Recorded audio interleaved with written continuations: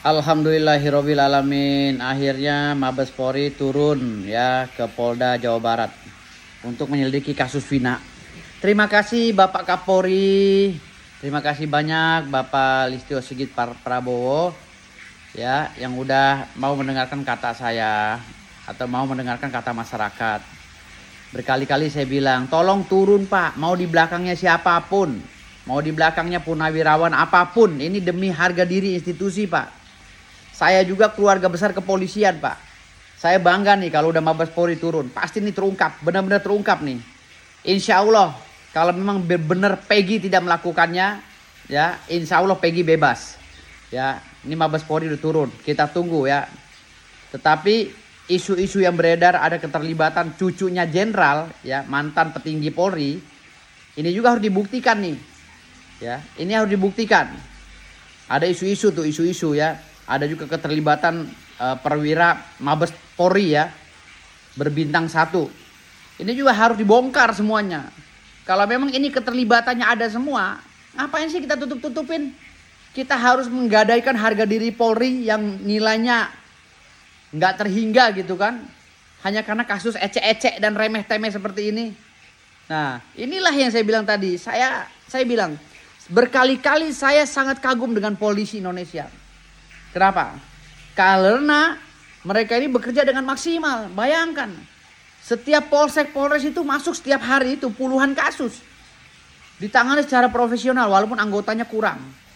Kalau menurut saya kurang ya, anggota penyidiknya kurang. Nah, Polri ini harus menambah nih anggota penyidik nih. Ya. Artinya biar kerjanya cepat gitu.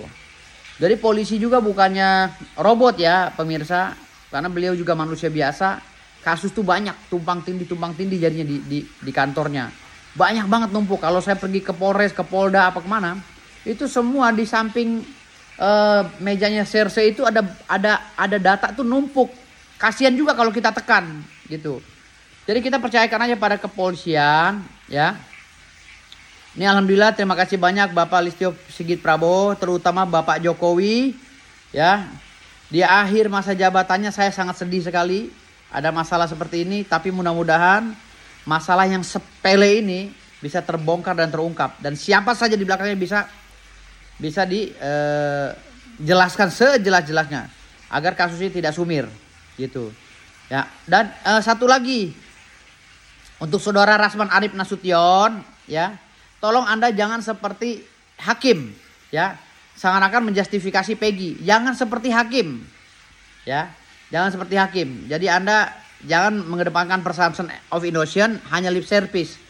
Yang namanya orang prasangka terduga tak bersalah itu tidak menuduh, tapi memberikan gambaran-gambaran walaupun gambaran itu belum dianggap benar gitu. Nah, untuk pengacaranya Peggy Setiawan, Roni SHMH, jangan kebanyakan narsis di TV ya, jangan kebanyakan narsis di media sosial. Cepet-cepet buat itu pra-peradilan atau ajukan permohonan perlindungan hukum ke pihak Mabes Polri untuk segera menuntaskan masalah si Peggy. Jangan banyakkan cari ini, cari itu, pansos sana, pansos ini, Tony, ya. Karena ini masyarakat sedang memantau. Kasihan Peggy yang nggak bersalah kalau memang nggak bersalah, ya. Dan perlu masyarakat ingat sekali lagi saya bilang, hukum itu adalah ilmu yang nggak pernah pasti. Itu di pengantar ilmu hukum ya pada saat semester 1, semester 2 itu yang dilakukan oleh anak-anak fakultas hukum.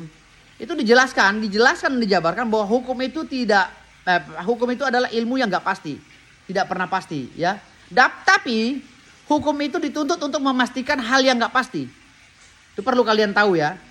Jadi kalau seandainya ya pembelaannya tidak cepat-cepat dan tidak profesional atau tidak detil, si klien ini yang terduga bersalah, jadi benar-benar bersalah karena kelalaian pengacaranya. Makanya pengacara jangan banyak-banyak narsis, ini udah hampir 3 minggu nih. Cepet-cepet bela si Peggy, ajukan permohonan perlindungan hukum, ajukan pra-peradilan. Jangan kebanyakan pansos. Terima kasih banyak. Wassalamualaikum warahmatullahi wabarakatuh.